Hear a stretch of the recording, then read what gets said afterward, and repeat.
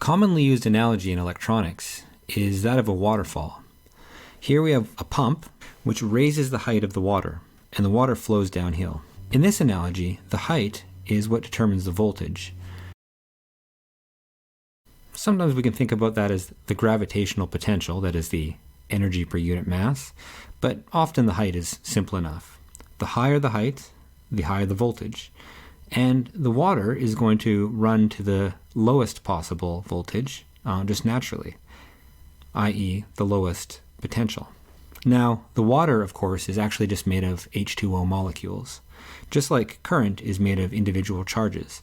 But when we see a river flowing or a stream, we don't see the individual molecules, we just see a flow of fluid. Similarly, in electronics, we see a flow of current. So in this analogy, the flow of water is the current. When we go to a lower potential, that's the action of something that removes potential, or a resistor, for example. When the current splits, that's what we call a node, i.e. when two wires meet. So we have a voltage drop, a node. We can also see that we can have series or parallel combinations of components. The absolute lowest potential that we're going to reach in a circuit is what we call ground. And the pump in a circuit is going to be the battery, which raises the potential. Now we can get a lot out of this analogy, but first of all, let's just, to be clear, sketch what circuit this actually is. So we have a pump with a given voltage that goes to an equal potential, this area up here, to a resistor. And there's a given amount of current flowing through that resistor. At that point, after this point, we reach a node, and the current gets split up into two wires. And after those wires, they have individual resistances with individual currents. And then it comes together again at the lowest potential, which we call ground, before being pumped back up. Let's give these resistors some names. Now, we can get quite a lot out of this analogy. It helps us understand circuit behavior. And it naturally leads to, intuitively, to the fundamental laws that we were talking about earlier. The first law stems from the fact that water is conserved. The total amount of flow into this node here is equal to the total flow out. So, let's try to write that down. So we have a conservation of water.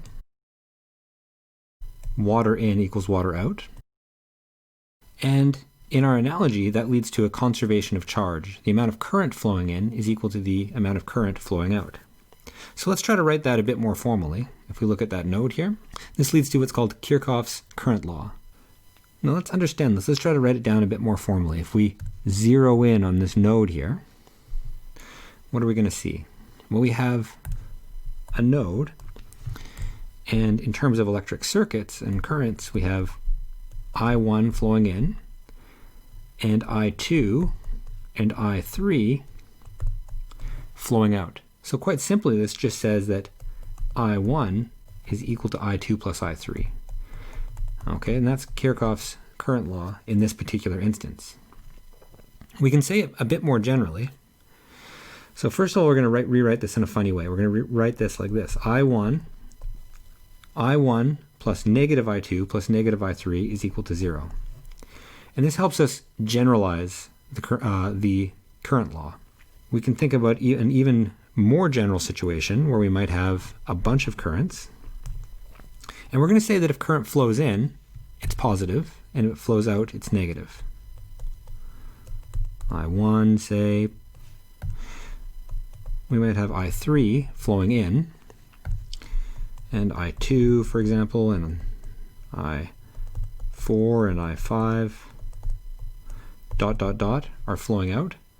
So if we say that is negative, we're losing charge at that node, and flowing in, we're gaining charge, so current is flowing into that node.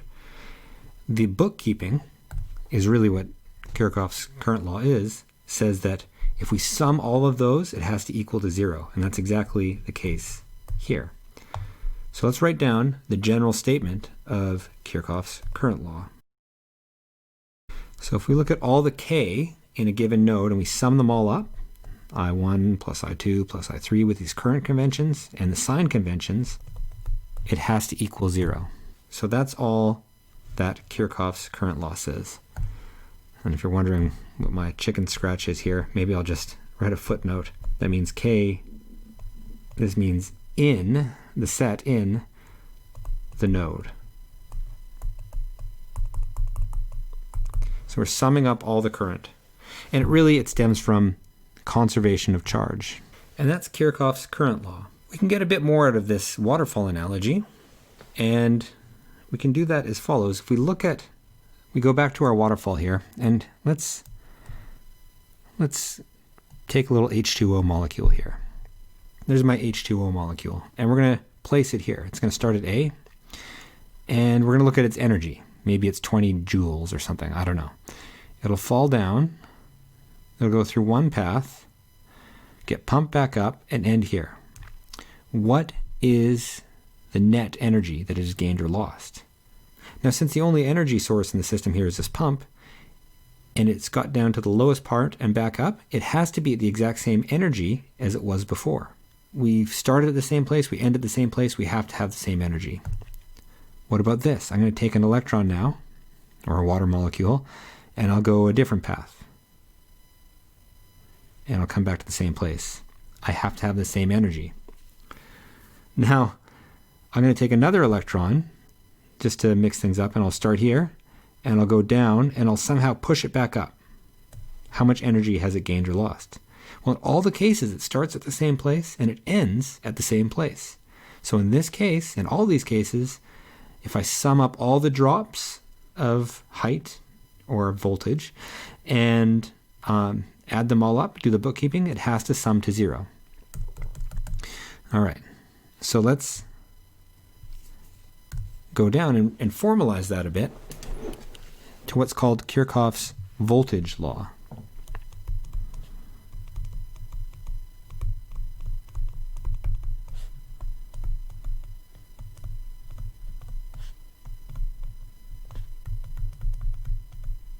KVL. So what we're going to do is we'll reproduce that circuit that we were just looking at that corresponded to the waterfall in that analogy. We had a battery, which was our pump. Went through a first waterfall, a resistor, and it split into a parallel pair of resistors, R2 and R3, and then went back down to ground. Now, Kirchhoff's voltage law says the sum of all the drops and gains in voltage have to equal 0 around any closed loop. So that first one we diagrammed, that looked like this. We traced our finger around the circuit, went through R1, R2 in this case, back down to ground. We'll give some currents here, I1, I2, and I3. That told us that V minus I1R1 minus went through the top resistor there, I2R2, should bring us back to 0. Let's say starting from this point here. That's Kirchhoff's voltage law for that particular loop. There's other loops we can look at. For example, we can start in the same place, except go through the bottom resistor this time and back up. That'll be loop 2. I guess the other one was L1. So loop 2, Kirchhoff's voltage law tells us that V minus I1R1 minus, now we're at I3R3, well, that's also equal to 0. And I can see at least one more loop here. I think at most one more loop. We'll start here and do a closed loop in this inner little circle here.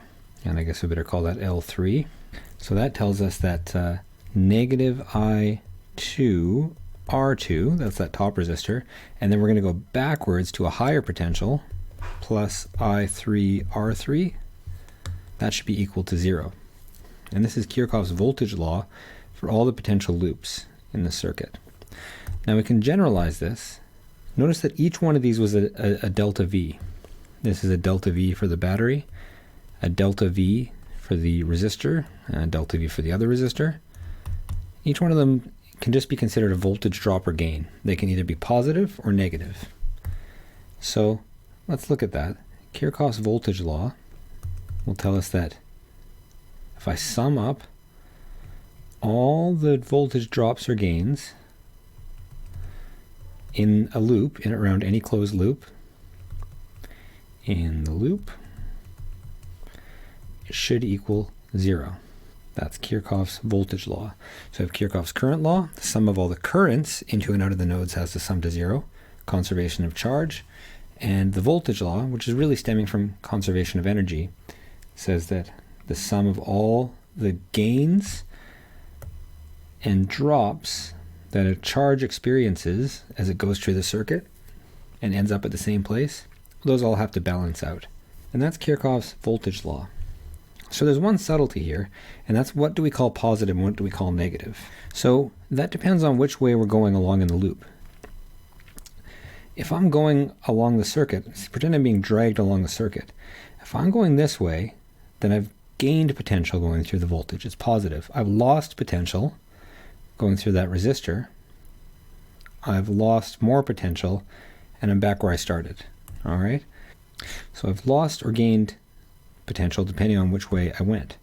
To see that, suppose that I am just manually dragging another charge along, and I'm going this way through the circuit. I'm at 0 volts right now, and now I'm at a higher voltage. So I've actually gained potential. I've gained more potential. And now I'm going to go from this positive to the negative side of the battery, and I've lost potential. So whether or not I've gained or lost potential depends on which way I'm going in the loop. So let's formalize this. There's only a couple of cases to consider. Well, as for the signs, let's think about everything that's going to be a positive sign. Positive sign, well, it's clearly when I'm going from a lower voltage to a higher voltage across a battery. If I'm going in this direction here, well, that's going to be positive. I'm going to get a voltage gain. And if I'm going the other way through a battery, if I'm just tracing my finger through the circuit backwards through a battery, well, that's going to be a decrease. I'm going to end up at a lower potential than I started at. So that's going to be a negative sign. Similarly, if I'm losing voltage, let's say we have a current here through Ohm's law, and here's my resistor R, I've lost IR, V equals IR of current, as I'm going along this loop here. This is now a lower potential. By how much? By IR from Ohm's law. Okay, the other way, if I'm going along a loop here,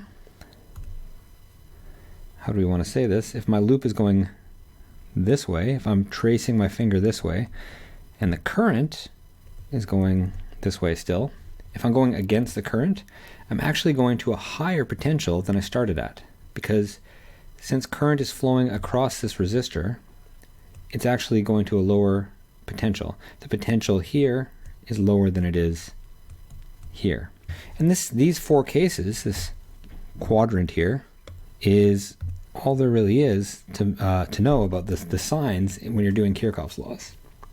Okay, so that will come up a lot, and we can think about that when we're doing practical problems with Kirchhoff's laws. So let's end with a very simple example. We're going to do a more complicated example when you actually want to use Kirchhoff's laws, because there's no other way to do the problem in a future video. But for now, let's just do a very simple amount of bookkeeping and look at that circuit one more time, but we'll put in values. We'll have 15 volts here, 4 kilo ohms here. We'll split it up into a nice combination of resistors, a 1.5 kilo ohm resistor here, and a 3 kilo ohm resistor here. And we'll look at where everything goes. Let's kind of stare at this for a sec and agree that the current, for now, is going to flow this way. So we have I2 and I3, and we'll better call this I1. Sometimes it's not clear where the current is actually going to flow. And there's a way to deal with that, and we'll get to that on the next video. But if we look at this strip here for now, we'll see that this whole segment here, it's all one wire effectively, so that this is also going to be I1 here. In this case, Kirchhoff's current law merely tells us, if we look at this node here, that I1 is equal to I2 plus I3. How about Kirchhoff's voltage law? Well, we can do a number of different loops. So let's start here. We'll loop our way, say, on this loop that way. And we'll see what we actually get. So let's just write down what Kirchhoff's law tells us. It says that 15 volts, let's work in units of volts. So 15 minus 4,000 ohms times some amount of current. Let's do a little trick here and write the current in milliamps. So we'll go 4 times I1. You see, if the current is in milliamps and the resistance is in kilo ohms, the kilo and the milli will cancel out, and we can just, without worrying about it too much, write units. Bear with me on that one. So we're going to get minus 3I3 is equal to 0.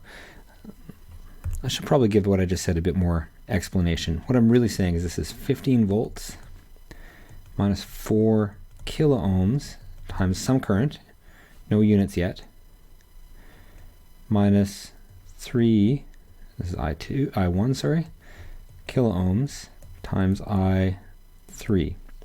Okay, so if I measure I in milliamps, the units of milliamps times kilo ohms is volts. So everything has the same units here, and I just don't have to worry about it. It's a nice tool for being lazy. So we know here that this I1 here is actually equal to I2 plus I3. So let's do that. So we're going to get, I'll just plug that in, 15 minus 4I2 minus 4I3 minus 3I3 is equal to 0, or rearranging. We have 4I2 plus 7I3 is equal to 15.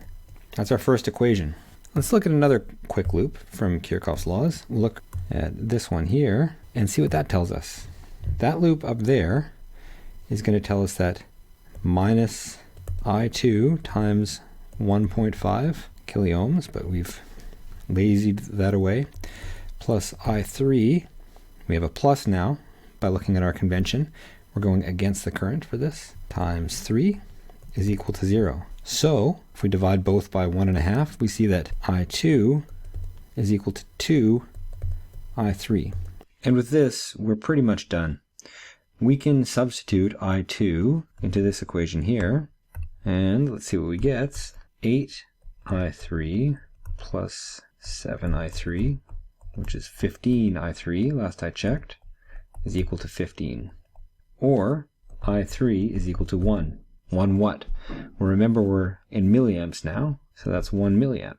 And then the rest of the currents are just going to fall like a deck of cards. From the previous equation, that tells us that I2 is twice that, so that I2 is equal to 2 milliamps. And finally, from Kirchhoff's current law, we had I1 is equal to I2 plus I3, right?